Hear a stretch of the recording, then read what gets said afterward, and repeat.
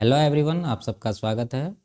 चक्रवृद्धि ब्याज का पहला सीट चल रहा है जिसमें सवाल नंबर 7 तक पिछले क्लास में कंप्लीट हो चुके हैं। आज के क्लास में सवाल नंबर 8 से शुरू करते हैं। कह रहा 7,800 की राशि पर एक वर्ष के लिए 8% की दर से चक्रवृद्धि ब्याज में कितना अंतर होगा जब ब्याज का भुगतान वार्षिक और अर्धवार्षिक रूप से किया जाता है। ठीक है, देखिए, जब ब्याज का भुगतान वार्षिक रूप से किया जाएगा तो एक वर्ष में 8% ही ब्याज देना पड़ेगा।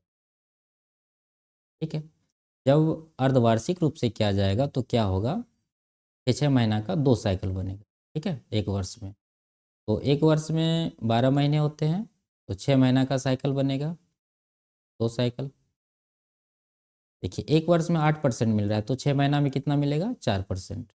फिर अगला 6 महीना में 4%, यानी 4-4% का 2 साइकिल होगा।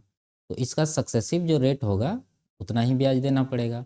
तो 4 और 4 का सक्सेसिव कितना हो जाएगा, 4+4+4×4/100 कितना परसेंट होगा। तो ये कैलकुलेट करके कितना होगा, 4×4=8।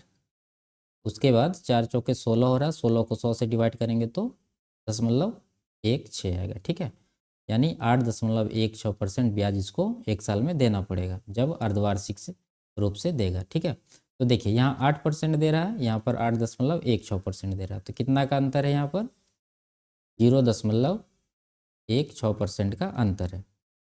तो हमसे रुपया में पूछ रहा है तो कितना आ जाएगा, टोटल मूलधन है 7800। 7800 का 0.16% निकालेंगे हम।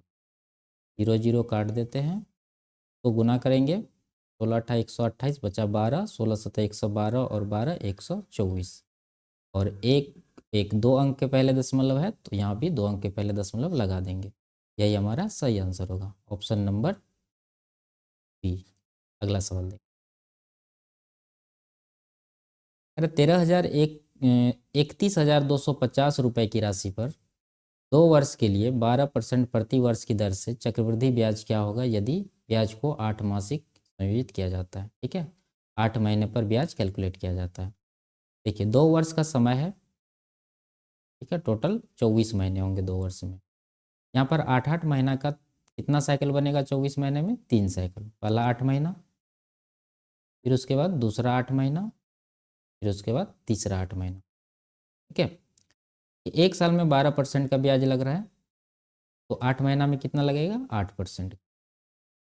12 महीना में 12%, एक महीना में 1% लगेगा, तो 8 महीना में 8%। फिर अगला 8 महीना में 8% लगेगा, फिर तीसरा 8 महीना में भी 8% लगेगा। अब यहाँ पर 8-8% का 3 बार कैलकुलेट किया जाएगा, यानी इसका सक्सेसिव परसेंटेज कितना होता है 3 साल का। यहाँ देखिए, यहाँ पर कितना है, 25.9716, इसको हम लोग 26% लगभग मानेंगे। ठीक है, तो मूलधन हमारा कितना है, 31,250। इसका ये 26% से थोड़ा सा कम है, तो हम लोग 26% निकालेंगे, उससे थोड़ा सा कम जो होगा वही आंसर लगाएंगे। तो ये कितना आएगा, 0 0 काट देते हैं, 5 दूना 10, 5 से ये 625 बार में कट जाएगा, 2 से ये 13 बार में कट जाएगा। 13 गुना 625 करेंगे, कितना आएगा, 13 गुना 600 करते हैं 7800, के बाद 13 दूना 26 यानी 260, फिर उसके बाद 13 गुना 5 करेंगे 65। ये कितना आ गया, 78,280, यानी 8,060 और 65 कितना होगा, 125। 8,125 आ रहा है। ठीक है, तो 8,125 आ रहा है तब जब हम लोग 26% से कैलकुलेट किए हैं, तो इससे थोड़ा सा कम जो होगा वही आंसर होगा। ठीक है, ये बहुत ज़्यादा है, ये भी ज़्यादा है, ये भी बहुत ज़्यादा है। ये 8,125 से थोड़ा सा कम है, यही हमारा सही आंसर होगा। अगला सवाल देखते हैं।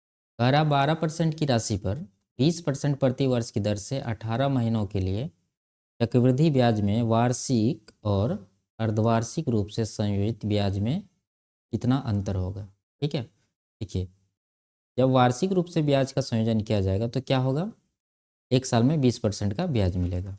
ठीक है, लेकिन टाइम है टोटल 18 महीना यानी 1.5 साल, तो बचा कितना, 6 महीना। एक साल में 20% मिल रहा है तो 6 महीना में कितना मिलेगा, 10%। ठीक है, यानी जब हम लोग वार्षिक कैलकुलेट कर रहे हैं अभी, ठीक है, एक तरफ वार्षिक करेंगे, एक तरफ अर्धवार्षिक करेंगे। तो जब वार्षिक करेंगे तो पहला साल पूरे साल में 20% लगेगा, फिर अगला जो 6 महीना का अवधि होगा 18 महीना में, वो 6 महीना के लिए सिर्फ 10% ही दिया जाएगा। तो इन दोनों का जो सक्सेसिव होगा उतना परसेंट ब्याज लगेगा। तो 20 और 10 का सक्सेसिव कितना हो जाएगा, 20 + 10 + 20 × 10/100। तो ये कितना होगा, 20 × 10 = 30 हो रहा है यहाँ पर, और ये काट देंगे 0, तो ये हो जाएगा 2, यानी टोटल 32% का ब्याज देना पड़ेगा पहला कंडीशन में। दूसरा कंडीशन में क्या होगा, ब्याज जो है अर्धवार्षिक दे रहा है। देखिए जब अर्धवार्षिक देगा तो 18 महीना में कितना साइकिल बनेगा, टोटल 3, 6 महीना का। ठीक है, तो पहला 6 महीना में 10% का ब्याज लगेगा, फिर अगला 6 महीना में 10% का, फिर अगला 6 महीना में 10% का, यानी 10-10% का 3 बार सक्सेसिव निकालना है। तो क्या होता है 10% का 3 बार सक्सेसिव, 3 साल का 33.1%। ठीक है, चार्ट में दिया हुआ है। तो हम लोग देखेंगे यहाँ पर कितना का अंतर है, यहाँ 32% मिल रहा है, यहाँ पर 33.1% मिल रहा है। तो यहाँ पर कितना ज़्यादा मिल रहा है, 1.1% हम लोग को ज़्यादा मिल रहा है जब हम लोग छमाही ब्याज कैलकुलेट करते हैं तो। ठीक है, 1.1%। तो इसको रुपया में निकाल देते हैं। मूलधन है हमारा 12,000, 12,000 का 1.1% कितना हो जाएगा, 0 0 कटाते हैं, ये 0 तो दशमलव के लिए समाप्त हो जाएगा, 11 × 12 132। यही हमारा सही आंसर होगा, ऑप्शन नंबर डी। अगला सवाल देखते हैं। 10,000 रुपये की राशि पर 9 महीने के लिए 24% प्रति वर्ष की दर से चक्रवृद्धि ब्याज क्या होगा यदि ब्याज को 3 मासिक संयोजित किया जाता है। ठीक है, देखिए टोटल टाइम है 9 महीना का, टोटल टाइम है 9 महीना का। यहाँ पर 3 मासिक संयोजन करना है तो 3-3 महीना का 3 साइकिल बनेगा। पहला 3 महीना, ठीक है, दूसरा 3 महीना और तीसरा 3 महीना। ठीक है, ये नहीं है तो कितना परसेंट लगेगा ब्याज 3 महीना में, एक साल में लग रहा है 24%, यानी 12 महीना में 24%, तो एक महीना में कितना 2% हो रहा है।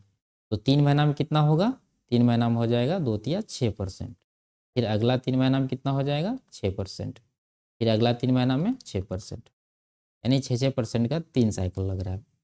तो 3 बार सक्सेसिव कितना होता है, चार्ट में दिया हुआ है, ये हो जाएगा आपको 19.1016%। ठीक है, तो लगभग हम लोग 19% इसको निकालेंगे। तो 10,000 है मूलधन, मूलधन है हमारा 10,000, 10,000 का 19% निकाल देते हैं, कितना हो जाएगा, ये हो जाएगा 1900। ठीक है, लेकिन यहाँ पर इतना परसेंट ज़्यादा है, ये बहुत कम होता है, तो 1900 से जो थोड़ा ज़्यादा होगा वही आंसर होगा हमारा। तो ऑप्शन नंबर ए 19 से कम है तो ये नहीं होगा, ये 19 से थोड़ा ज़्यादा है ये होगा, हो सकता है, ये बहुत ज़्यादा है ये भी नहीं होगा, ये भी नहीं होगा। ठीक है, तो ऑप्शन नंबर बी हमारा सही आंसर होगा। ये लास्ट सवाल था, मिलते हैं अगले क्लास में, तब तक के लिए बाय बाय, टेक केयर।